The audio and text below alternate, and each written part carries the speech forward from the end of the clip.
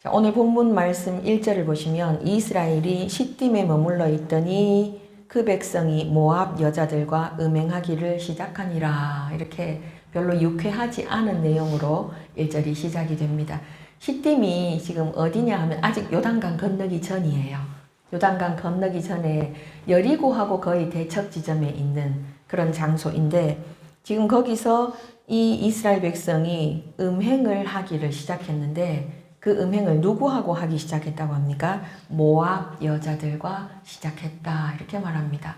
우리가 아는 음행은 배우자 외에 다른 이성과의 부적절한 관계를 말합니다. 그럼 결혼하지 않은 사람은 해당이 안 되느냐? 똑같이 해당됩니다. 결혼하지 않은 사람은 지금 배우자가 없기 때문에 모든 사람이 다 해당됩니다. 결혼한 사람은 한 사람이 예외지만 모든 사람과 다 해당이 되죠. 근데 음행하기를 시작하니라 했습니다. 왜 갑자기 지금 시작하게 됐을까요? 왜? 그럼 이 앞에 무슨 일이 있었는가를 봐야 되겠죠. 이 앞에 우리가 잘 아는 그 유명한 발람과 발락의 이야기가 나옵니다. 발락이 이스라엘 백성을 저주하고 싶어서 발람을 불러서 계속해서 저주하기를 요청했지만 하나님이 허락하지 않으십니다. 그래서 저주하는 것은 실패했어요. 근데 저주하기를 실패했다고 끝낼 상대가 아니죠. 발람에게 이 발락이 아주 좋은 묘수를 이제 얻어 듣게 됩니다. 그게 뭐냐 하면 이 이스라엘 백성은 하나님이 친히 지키시는 백성이기 때문에 외부에서 저주해가지고는 이 백성을 망하게 할 수가 없다. 그럼 이 백성을 망하게 하는 방법은 하나밖에 없다. 뭡니까? 스스로 부패하게 하는 방법뿐입니다. 스스로 부패해서 그들의 하나님이 친히 그들을 치시도록 하는 그 방법 외에는 이스라엘 백성을 저주할 방법이 없다. 그렇게 알려준 거예요. 그럼 그렇게 스스로 부패하게 만드는데 가장 강력한 방법이 뭡니까? 이게 성적인 부패입니다. 그 방법을 알려줬어요. 그럼 이 이스라엘 백성들은 왜 이렇게 지금 가나안을 눈앞에 두고 있거든요. 지금 광야를 다 돌았어요. 이제 요단강 건너가기만 하면 되는 이 마지막 시점인데 왜 여기서 지금 무너지느냐고요. 왜? 지금 이스라엘 백성의 형편을 한번 생각을 해보십시오. 이집트에 있을 때는 비록 노예이기는 했어도 안정적인 거가 가능했어요. 노예로 살기는 했어도 내 집은 그냥 여기예요. 아침에 노예로 일하러 나가도 저녁에는 내 집으로 돌아오는 안정적인 생활, 예측이 가능한 생활을 했습니다. 그리고 이집트에는 나일강이라는 아주 좋은 수원이 있잖아요. 물이 풍부하잖아요. 근데 지금 광야로 나와서 이스라엘 백성이 수련회를 몇 년 동안 하고 있습니까?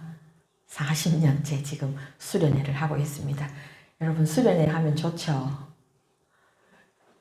솔직한 표정으로 대답해 주셔서 감사합니다. 집이 그립죠?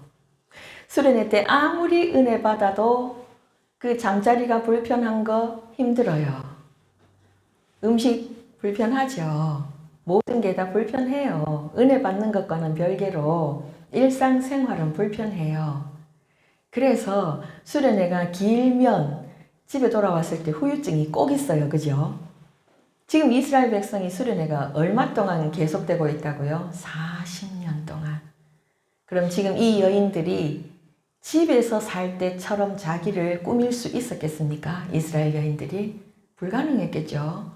언제 지금 장막을 걷고 떠나야 하는지 예측이 불가능해요. 하나님만 아셔요. 구름 기둥, 불 기둥으로 사인을 주면 이스라엘 백성은 여기가 마음에 들어도 떠야 됩니다. 마음에 안 들어도 계속 있어야 됩니다. 그러니까 선택의 여지가 없는 생활인데 광야예요. 물이 풍부하지 않죠. 음식은요. 여러분 수련회 가서 음식 잘 나오는 수련회 잘 있던가요? 잘 없어요. 그죠? 수련회가 음식이 잘 나오면 그것도 반칙이에요. 잘 안 나와야 돼요. 지금 이스라엘 백성 광야를 돌면서 먹는 음식이 뭡니까? 만나. 오늘도 만나. 내일도 만나. 계속 만나. 지치죠. 고기 좀 먹고 싶다고 하나님 앞에 앙탈 부리다가 많이 죽었죠 또. 계속 똑같은 음식을 먹고 40년 동안 이게 구멍도 안 나는 신발, 떨어지지도 않는 옷 입고 지금 이 메마른 광야를 오직 한 가지 하나님의 말씀에 따라서 가라 하면 가고 서라 하면 서는 생활을 하고 있는데 이제 곧 눈앞에 가나안이 보여서 들어가기 직전 상황에서 이들의 마음이 어땠을까요? 육신적으로는 아마 많이 지쳤을 겁니다. 이 40년 도는 동안에 또 아비 세대들은 다 돌아가시잖아요. 그렇게 지쳐 있는 상황에서 그럼 이 사람들을 유혹할 수 있는 가장 강력한 방법이 성적으로 부패하게 하는 방법인데 그 이전에 뭘로 이들의 마음을 녹여놨느냐? 그게 2절에 나와요. 그 여자들이 자기 신들에게 제사할 때에 이스라엘 백성을 청함에 그 다음에는 함께 읽어보겠습니다. 시작. 백성이 먹고 그들의 신들에게 절함으로. 지금 뭐 했대요? 1차 먹었대요. 뭘 먹었을 것 같습니까? 자, 1번 만나, 2번 파티 음식. 그쵸. 만나 줬을 리가 없어요. 이스라엘 백성이 광야를 돌 때 모세에게 불평했던 것 중에 하나도 음식이죠. 우리가 이집트에 있을 때는 이것저것 다 먹었다 하고 아주 구체적인 품목을 나열했던 백성들입니다. 지금 그 백성들 앞에 이 모압 여자들이 어떤 음식을 차려 놓았겠습니까? 광야에서 감히 꿈꿀 수 없었을 종류의 음식을 차려 놨겠죠. 1차 먹었어요. 마음이 풀렸어. 그리고 이 사람들이 하는 그들의 신들에게 하는 예배 형식의 맨 마지막에 있는 것이 그것이 아주 안 좋은 일이에요.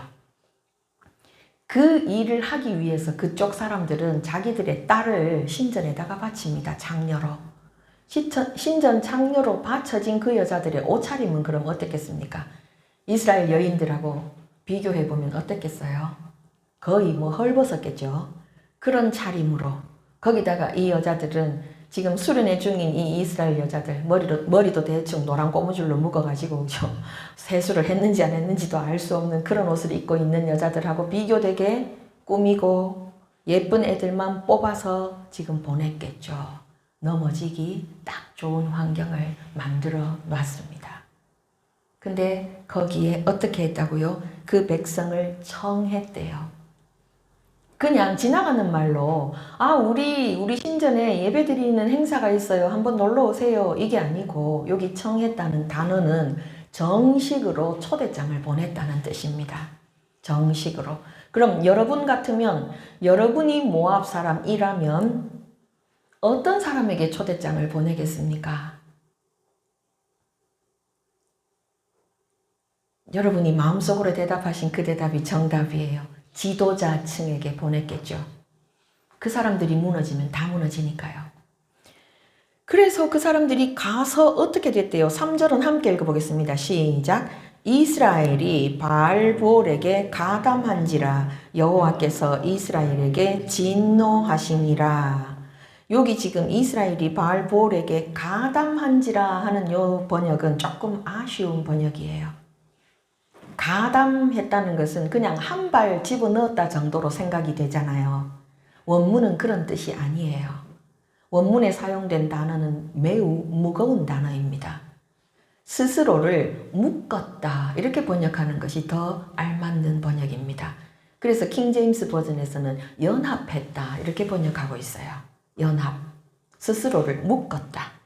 그 영어 성경에서는 join했다 이렇게 표현을 하고 있거든요. joined himself 그렇게 나와 있어요. 그 바알볼에게 자기 자신을 묶었다. 뭘 함으로 묶었습니까? 그들에게 절함으로 묶었습니다. 그 우상에게 절하는 행위로 묶었습니다. 절하기 이전에 뭐 함으로 연합했습니까? 함께 먹음으로 연합했습니다.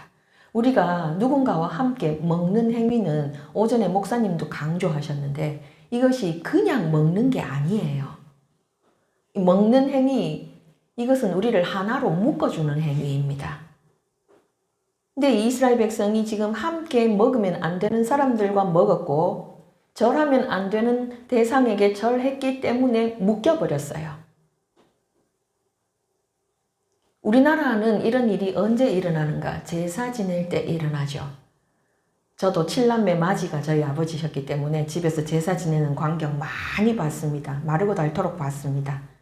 그렇게 존재하지 않는 이미 죽은 지 오래된 조상들을 향해서 절을 하는데 그 조상이 와서 절을 받는 게 아니죠.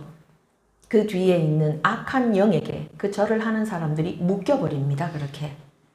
이렇게 묶는 이 행위, 함께 먹고 절하는 이 행위는 영적인 행위입니다. 그렇게 됐기 때문에 여호와께서 진노하셨습니다. 왜냐하면 이스라엘 백성은 오직 누구와만 묶여야 합니까? 하나님과만 묶여야 합니다.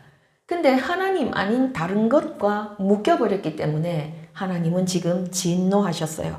그래서 하나님이 모세에게 명령하십니다. 4절을 보시면 모세에게 이르시되 누구를 잡으래요? 백성의 수령들을 잡아서 어떻게 하래요? 태양을 향하여 여호와 앞에 목매어 달아라 이렇게 명령하시는데 우리 번역에서 왜 빠뜨렸는지 이해가 안 되는 단어 하나를 원문에 있는 단어를 빠뜨렸어요. 그게 뭐냐 하면 call이라는 단어입니다. 이것은 영어 all에 해당돼요. 모든 이라는 단어가 빠졌어요. 저는 이게 왜 빠졌는지 도무지 이해가 안 돼요. 그걸 원래대로 넣으면요. 백성의 모든 수령들을 잡아 태양을 향하여 여호와 앞에 목매어 달라 이렇게 번역이 돼야 옳습니다. 근데 그 단어가 빠졌어요. 모든 수령들을 다 잡아서 태양을 향하여 여호와 앞에 목매어 달아라. 그리하면 어떻게 하시겠대요? 여호와의 진노가 이스라엘에게서 떠나리라. 지금 이게 조건입니다. 하나님이 여호와께서 진노하셔서 그 진노의 결과로 지금 뒤에 보면 이스라엘 백성에게 전염병이 이미 번졌거든요. 근데 그 전염병이 끝나도록 하기 위한 조건으로 어떻게 하래요? 모든 수령들을 여호와 앞에 목매어 달아라 그랬거든요. 그런데 이 일이 순종하기 쉬운 일이 아니죠. 그래서 보면 모세가 5절에서 하지 않을 일을 해요. 5절 함께 읽습니다. 시작. 모세가 이스라엘 재판관들에게 이르되 너희는 각각 바알보올에게 가담한 사람들을 죽이라 하니라. 하나님은 뭘 요구하셨어요? 모든 수령들을 죽이라고 했어요. 모세는 지금 백성에게 어떻게 명령합니까? 바알보올에게 가담한 사람들만 찾아내서 그 사람들만 죽여라. 이렇게 지금 하나님의 명령을 축소시켰어요. 타협을 했습니다. 순종을 안 했다고 하기는 했어요. 근데 순종했다고 하기는 부족해요. 그랬더니 어떻게 됩니까? 재앙이 끝납니까? 안 납니까? 안 납니다.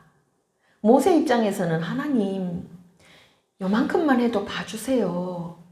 어떻게 수령들을 다 한꺼번에 잡아 죽여요? 이럴 수 있죠. 근데 하나님 입장에서는요.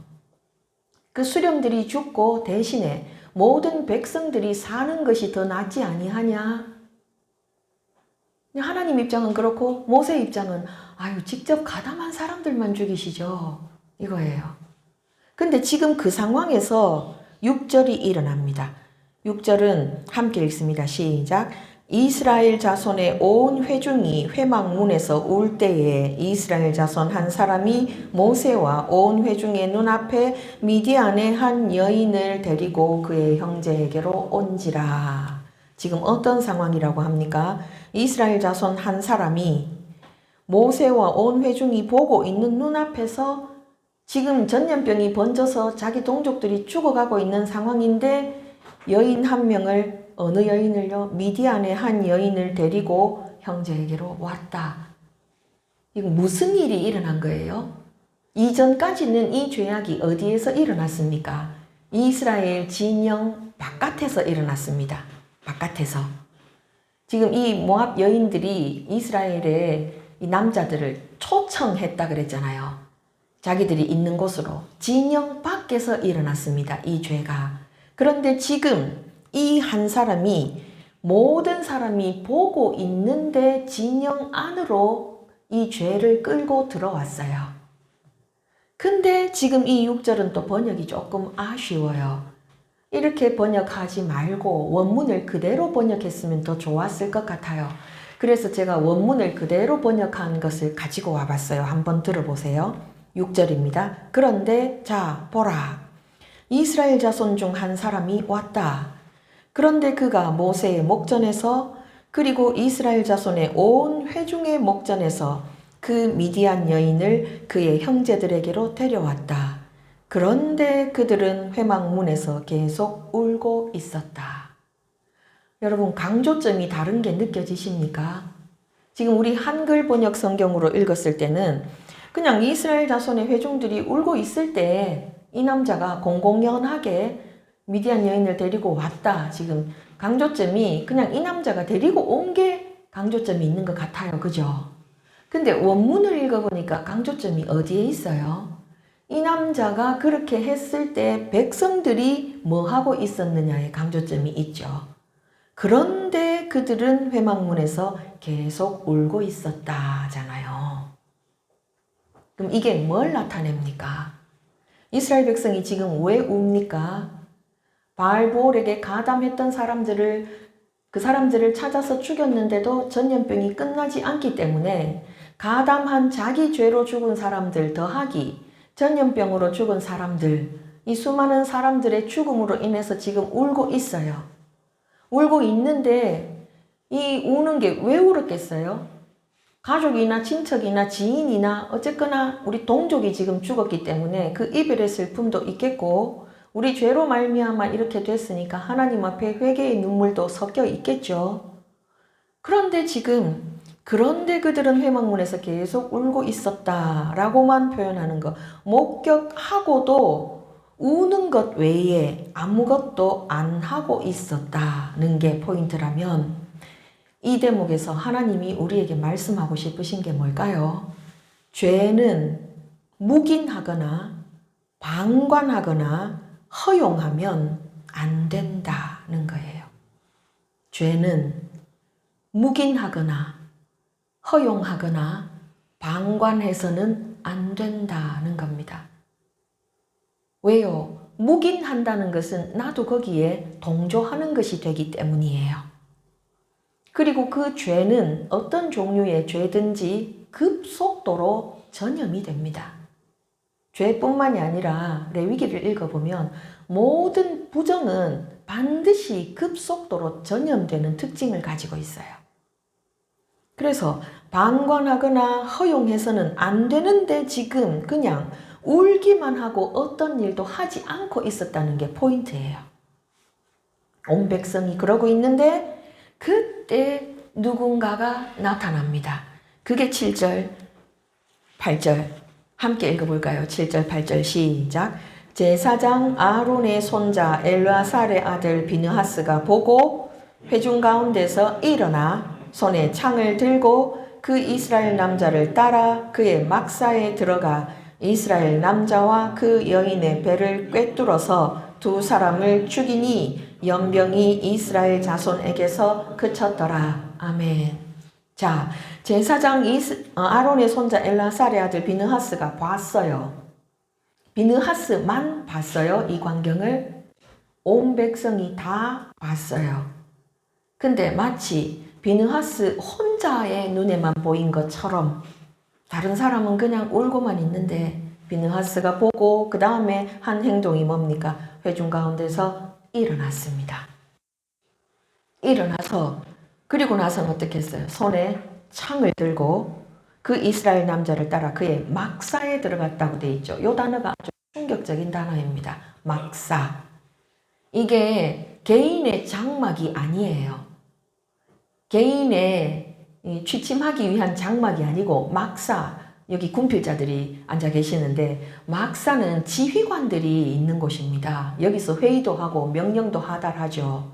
그런 막사, 공적인 자리, 거기에 지금 데리고 들어간 거예요. 얼마나 간이 크면 지금 자기 집, 개인의 집도 아니고 공적인 장소에 데리고 들어갔는데 이 비느하스가 보고 따라 들어가서 어떻게 했다고요? 이 남자와 그 여인의 배를 꿰뚫어서 두 사람을 한 번에 죽여버렸습니다. 자, 여기서 우리가 생각해 볼 게 있죠. 비느하스가 아버지가 누구라고요? 엘르아살. 할아버지가 누구라고요? 아론. 누구의 가문입니까? 제사장 가문입니다. 제사장 가문에게 시체를 가까이 하는 것이 이게 가능한 일입니까? 가능하지 않습니다. 금지된 일입니다. 그럼에도 불구하고 지금 비느하스가 일어났습니다. 내가 하나님의 계명을 범하고 그로 인하여 부정을 입고 내가 정결 예식을 행하는 일이 일어나더라도 바꿔 말하면 나의 불이익을 감수하고 나는 이 꼴 못 본다 하고 따라 들어가서 지금 처단을 한 것입니다. 어떤 사람에게는 이 장면이 굉장히 잔인하게 보일 거예요. 그냥 말로 하지 꼭 죽여야 했냐. 와 진짜 잔인하다. 이 사람 뭐냐. 어떻게 창 하나 가지고 들어갔는데 두 개도 아니고 그냥 하나의 창으로 두 사람을 동시에 그냥 한 번만에 해치워버리냐. 이 사람 도대체 뭐냐. 이렇게 생각할 수 있죠. 근데 하나님은 이 일에 대해서 어떻게 반응하십니까? 연병이 이스라엘 자손에게서 그쳤다. 바꿔 말하면 비느하스의 이 행동이 하나님의 분노를 그치게 했다. 하나님의 요구를 만족시켰다. 이렇게 생각할 수 있어요.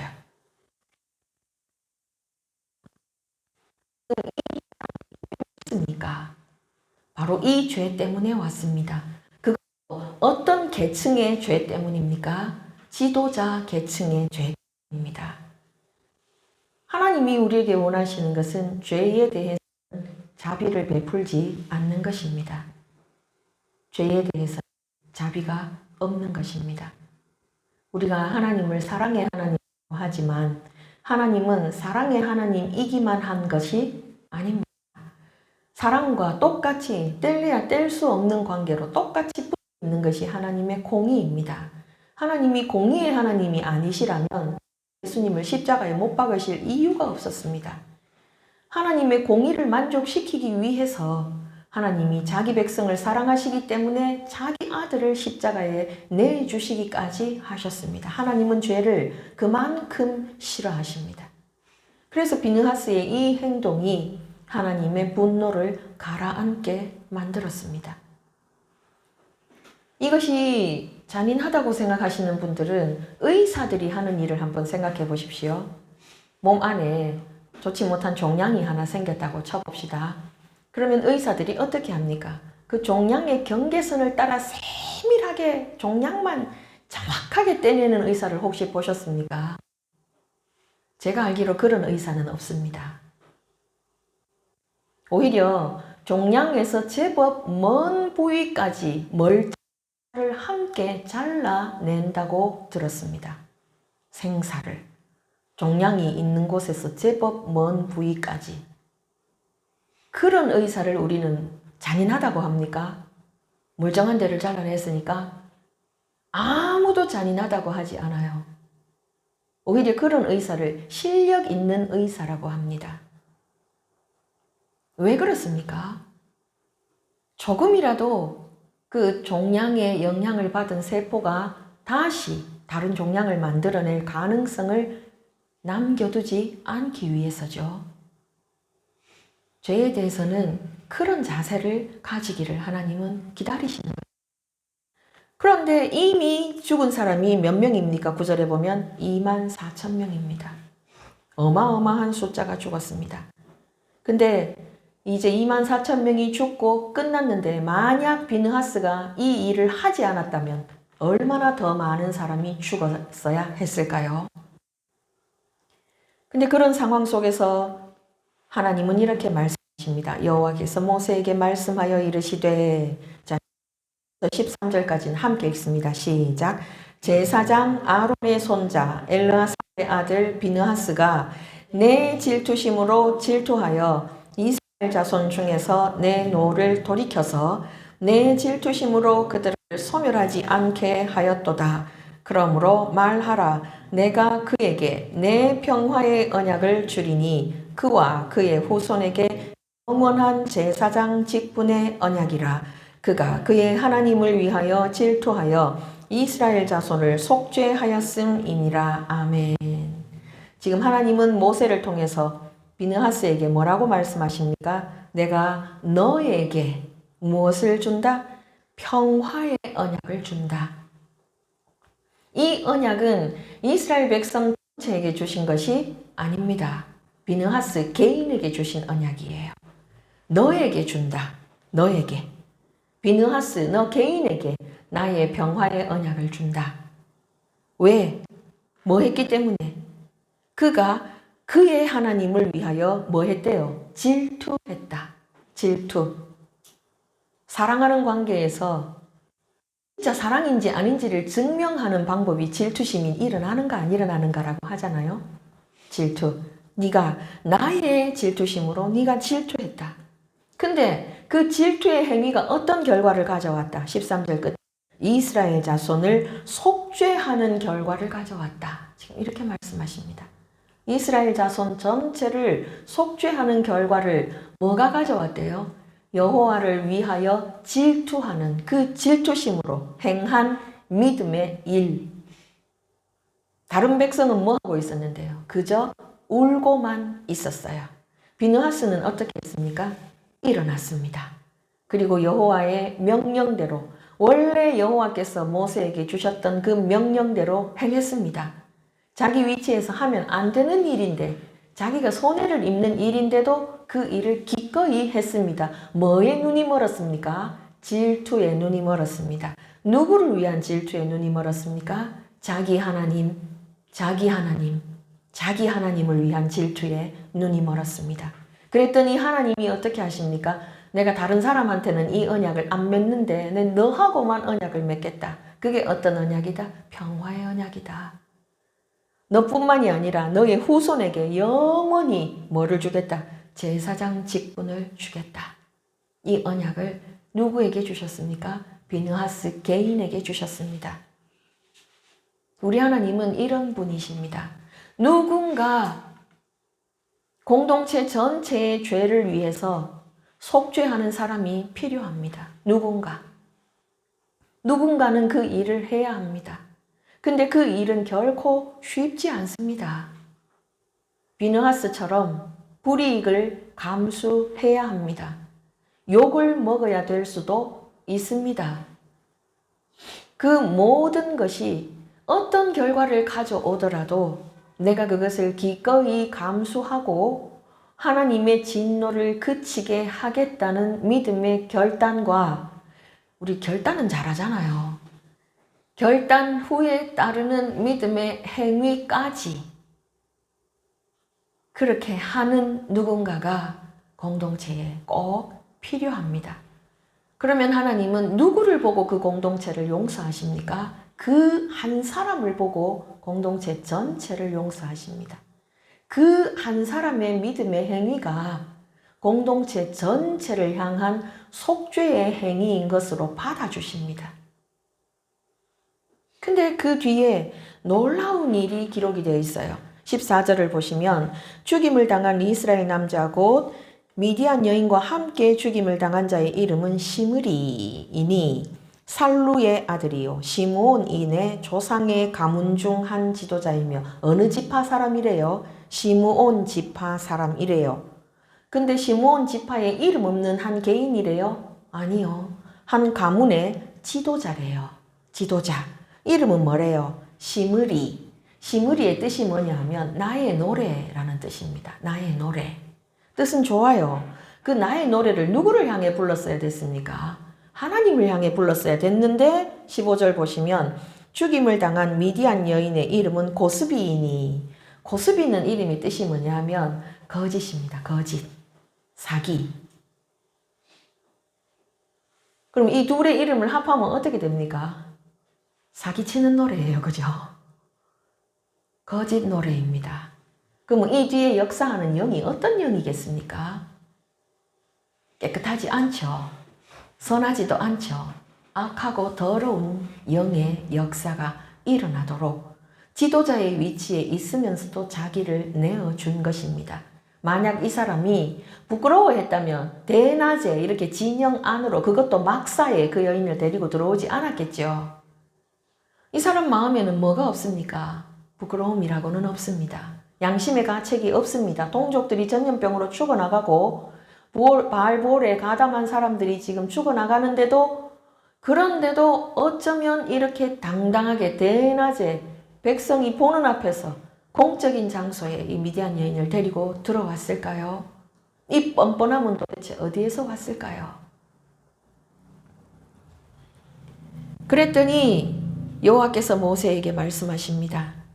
미디안들을 대적해서 그들을 치라. 이때 대적하라 하는 것은 그저 그냥 좀 사이 안 좋게 지내라 이 뜻이 아니에요. 완전히 멸망시키라는 뜻입니다. 완전히 멸망시키라. 미디안하고는 어느 것 하나도 같이 하지 말라. 완전히 멸망시키라는 강한 명령입니다. 이거는 우리에게 적용하면 어떤 것입니까? 죄와는 절대로 결코 어떤 경우에도 타협하지 말라. 그 뿌리까지 철저히 뽑아내 버려라 하는 의미입니다. 왜 그래야 됩니까? 이 죄가 가지고 있는 전염성 때문입니다. 18절을 함께 읽습니다. 시작. 이는 그들이 속임수로 너희를 대적하되 보올의 일과 미디안 지휘관의 딸 곧 보올의 일로 연병이 일어난 날에 죽임을 당한 그들의 자매 고스비의 사건으로 너희를 유혹하였음이니라. 유혹하였음이니라. 이 유혹, 여러분 유혹은 계획적으로 이루어졌다는데 문제가 있습니다. 계획. 지금 이 미디안 여인, 모압 여인들, 이 사람들이 계획을 했어요. 누구의 꾀로요? 발람의 꾀로. 계획적으로. 지금 이 사람들에게 가장 치명적인 유혹이 될 게 뭐겠는가? 이 사람들 지금 40년 동안 뭐 했나? 어떤 일을 하면서 여기까지 왔나? 뭐가 가장 큰 결핍인가? 이걸 이 사람들이 알았어요.